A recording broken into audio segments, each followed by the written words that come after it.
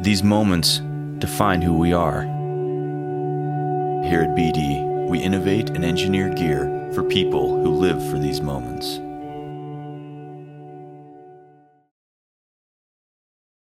Barn to Feed is committed to the single simple goal of creating the world's best wool socks by exclusively using an all-American recipe, U.S. materials, U.S. manufacturing, and U.S. workers.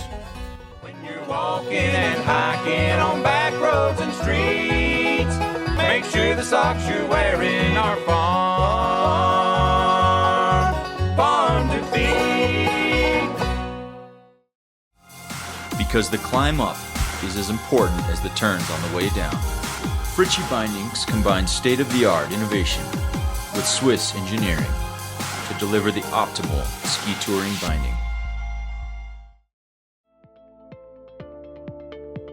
Alaska is really the holy grail of backcountry skiing, the promised land, the best of the best, in my opinion, because it has so much to offer. You can go do high peaks, you can do low elevation peaks, you can go on long treks. Whatever you're looking for, Alaska has it. It's got 3 different climate zones. You've got the maritime down by the water, you've got the intermountain and the continental up high. There's tons of different ranges. It's very logistically easy. You can fly directly there, land in Anchorage. You can be out in the mountains in the next day. The way that I like to do it is considered a one drop. The idea is that you arrange ahead of time with a pilot, and there are a lot of air taxi services up in Alaska. You decide where you want to go, you have a basic idea, you make sure they can fly you out there. You show up, you load everything into the plane, you fly out and get dropped off on a glacier somewhere, and then you make an arrangement to get picked up in 2 weeks or something like that.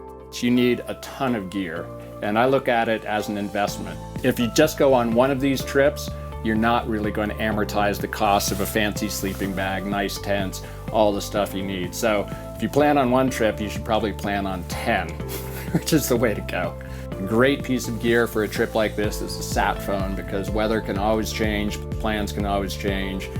Some way of communicating, one of those spots or a sat phone, is really important for a trip like this. A really good 4-season, expedition-proven, high-quality tent is a great investment. Alaska can get huge amounts of snow, and if you buy a cheap tent, the poles are going to break. So you have a sleeping tent and then a cooking tent. The cooking tent you have set off to the side because you're always going in and out. It's a nice hangout tent. You can keep all the stove and stuff in there. It should have a great big open door on it, so while you're inside cooking, you can vent it. You really don't want to cook inside your sleeping tent. So you want a really big, powerful stove, or better yet, multiple stoves, and a great big pot of water that you can just keep it going. If you have 4 people, you can be looking at 2 hours of snow melting every day. Another good thing that you really want to bring is a high quality sleeping bag. I like down ones. I'm considered a cold sleeper, so I like a minus 20 degree Fahrenheit bag. So you have 100 pounds of flying weight on the commercial airlines. My basic kit is a ski bag and a duffel bag. So pre-planning is very important, maybe the most important thing. Proper prior preparation prevents piss poor performance. I think that's a Navy SEALs or something like that. I like to consider how many days I want to ski, and I figure it's usually about 50-50. You're going to have a lot of downtime, whether it's a lost time for travel or weather. So at a minimum, I always try to do at least a 2-week trip, and if you do a 2-week trip, including the weekends, you can get in about at least 7 days of skiing. If everything goes smoothly, and if you have great weather, you can get in a lot more skiing than that. I work religiously off of a checklist that I check once and twice, 3 times over. Make sure that I've got everything. I like to go with gear that I'm very familiar with. I hardly ever go with brand new gear. I like gear that's not too used and not too new, just something I'm comfortable with. I use a lot of local backcountry skiing for prepping. Like, I'll bring all my kit out and try stuff beforehand. I will make sure it all works. I make sure that I've got everything.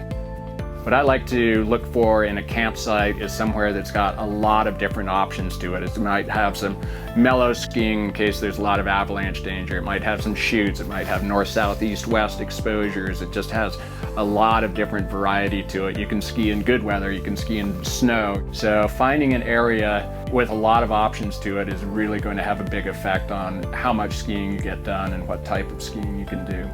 So when these trips go well, there's nothing like it. It's one of the greatest experiences you can have, and it is definitely a learning curve and a learning process involved with it, but it's highly recommended. It's a lot of fun, and you'll undoubtedly have some fantastic skiing and come back for more.